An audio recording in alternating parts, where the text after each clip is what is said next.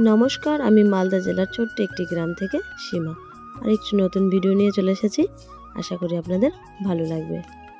ঠান্ডা লেগেছে, তাই জন্য শরীরটা ভীষণ খারাপ, কাশি হয়েছে, তার সঙ্গে সঙ্গে গলার ভয়েসটা অন্যরকম হয়ে গেছে, সেটাকে একটু ইগনোর করবেন। ফুলের গাছটা কয়েক বছর আগে আমি সবার প্রথম এখানে এনে লাগিয়েছিলাম, আমার বাবার বাড়ির ওইখান থেকে। এখন এই সিজনের এই ফুলগুলো দেয়, এত সুন্দর ফুল ফোটে, মানে ফুলে ফুলে পুরো ভরে যায় গাছগুলো, দেখেও ভালো লাগে। আজকের সকালটাই একেবারেই অন্যরকমভাবে হয়েছে, কারণ আজকে আমাদের বাড়িতে একজন নতুন অতিথি এসেছে পার্মানেন্টলি থাকার জন্য। এই দেখেন, নতুন অতিথি আমাদের বাড়িতে আজকে আগমন ঘটেছে। ইনি ভোরবেলায় হয়েছে, ওনার মায়ের পেটের থেকে এসেছে পৃথিবীতে। আমার শাশুড়ি মা 4-5 দিন আগেই এসছে বৃন্দাবন থেকে, উনি বাড়ি ছিলেন না, বৃন্দাবন থেকে এসেছে।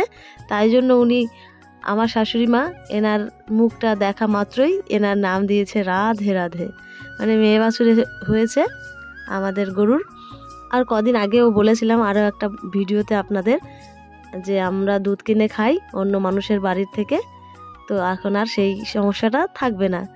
এই যে ইনি এসে গেছেন, এনার মার দুধ আমরা এখন খেতে পারবো। এনাকে নিয়ে একটু আদর করে দিলাম আমি। এনার মা আছে পেছনে, আর এনাকে সামনের দিকে আনা হয়েছে একটু রোদ খাওয়ানোর জন্য। শীতের দিন, সেই জন্য কাপ ছিল, তাই জন্য ওনাকে ভেতরের দিকে আনা হয়েছে একটু রোদ তাপানোর জন্য। আর আছেও চুপচাপ করে, একেবারে দুষ্টুমি করছে না, কারণ 3-4 ঘন্টা আগেও তিনি মার পেটের ভিতরে ছিল। তিনি পৃথিবীর আলো দেখার সঙ্গে সঙ্গে তার মার দুধ একটু খেয়েছে, আর মায়ের দুধ খাওয়ার পরেই ওনার নেশা ধরে গেছে। তো নেশার কারণে আবার একটু রোদ পেয়েছে, রোদে চুপচাপই ছিল এতক্ষণ। আরও 3-4 ঘন্টা বাদে চলে এলাম। এখন আমি যাচ্ছি আমার বড় ছেলেকে ডাকতে। ও এসেছে এই বাগানের ভেতরে একটু খেলবে বলে, ওর বন্ধুদের নিয়ে খেলছিল, আমি শুনতে পেলাম। তো ভাবলাম বাগানের ভেতরে বসে খেলছে, আমার তো শুনেই অবাক লাগলো। তাই জন্য আমি তাড়াতাড়ি করে শুনেই এলাম। অবশ্য এখানে এতটাও বাগান হতো না, কারণ এখানে একটা বাড়ি ছিল আগে, এই বাড়ির লোকজন চলে গেছে কিছুদিন আগে। এই দেখুন, এনরা খেলছিল এখানে বসে। আমাকে দেখেই আমি ডাকলাম যেই, অমনি আমার ডাক শুনে আমার দিকে এগিয়ে এসছে। এই বাড়ির থেকে মানুষগুলো চলে গেছে, তাই জন্য বেশি বাগান হয়ে গেছে।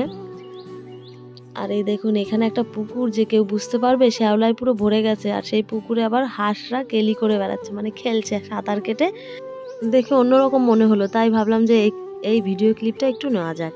দেখুন এখানে হাঁসগুলো কেমন খেলে বেড়াচ্ছে, আর ওই শ্যাওলাগুলোকে খাচ্ছে খাবার হিসেবে। আর এরই পাশে এই জায়গাটায় ওরা ঘর বানিয়েছে কাপড় দিয়ে, সেখানে ওরা আগুন জ্বালিয়ে খেলবে, সেই কথাটা আমার কানে এসছে। তাই জন্য আমি তড়িঘড়ি করে এলাম দৌড়ে, যে না, আগুন জ্বালাতে দেওয়া যাবে না, কারণ বাচ্চা মানুষ যদি কোনোভাবে সাইডে কিংবা ওদের গা হাত পায়ে লেগে যায় তাহলে একটা মুশকিল ব্যাপার। কিন্তু এই রকম খেলাগুলো কিন্তু আমরাও ছোটোবেলা খেলেছি, অনেকেই খেলেছে এরকম। এটা একটা ছোটোবেলার অন্য রকমের অনুভূতি। পরে ছেলেকে ভালোভাবে বোঝালাম যে বাবা, না, এরকম খেলা খেলতে নেই, যদি পাশে আগুন লেগে যায় তাহলে মুশকিল হয়ে যাবে। তো আমার ছেলেটা বুঝতে পারলো, তারপর আমার সঙ্গেই বাড়ি চলে আসলো। আছে না, জোর যার রাজ্য তার, সেই হচ্ছে ব্যাপারটা। এখানে একটা খাবার পড়ে আছে অনেকক্ষণ ধরে, ওই শালিকগুলো খাবে বলে বারবার করে আসছে আর ছুটে যাচ্ছে, আসছে খাবারটার কাছে আবার ছুটে যাচ্ছে, কিন্তু নিতে পারছে না ভয়ে। আর দেখুন এই কাকটার কত সাহস, ও এসে একেবারেই ছো মেরে একবারেই খাবারটাকে মুখে করে নিয়েছে। বেচারা শালিক পাখি পেল না, আর কি করবে, পাশ দিয়েই ঘুরে বেড়াচ্ছে, কোনো টুকরো খুঁজে পায় নাকি, সেই টুকরোটা নিয়েই খুশি থাকবে। কিন্তু কাক তো ওর মুখের থেকে ছাড়ছেই না, যেটুকু ছাড়ছে আবার সেটুকু কুড়িয়ে খাচ্ছে। যদিও অবশিষ্ট অংশ খুঁজে পেত তাহলে সেটুকু নিয়েই খুশি থাকতো শালিকগুলো, সেটাও পাচ্ছে না। অগত্যা, তারাও ফিরে যাবে এখন। কাকটাও এখন খাওয়া শেষ হলে উড়ে চলে যাবে, আর একটুখানি মুখে নিয়ে, যেটুকু ও মুখে করে খেতে পারবে সেইটুকু নিয়েই উড়ে চলে যাবে, গিয়ে ওই বাসটাতে করে এখন বসে বসে খাবে। চলুন এবার আর একটা জিনিস দেখাই আপনাদের। ছোট পাপা বিছনায় বসে বাদাম খেয়ে বিছনাটাকে নোংরা করেছে, সেই জন্য বিছনাটাকে নিজেই দেখতে ঝাড়ছে। ওর জন্য আমি দুধ নিয়ে ডাকছি যে দুধ খেয়ে যা, ও আগে বিছনা পরিষ্কার করবে তবেই দুধ খাবে। ভিডিওটা ভালো লাগলে একটা লাইক করে দেবেন।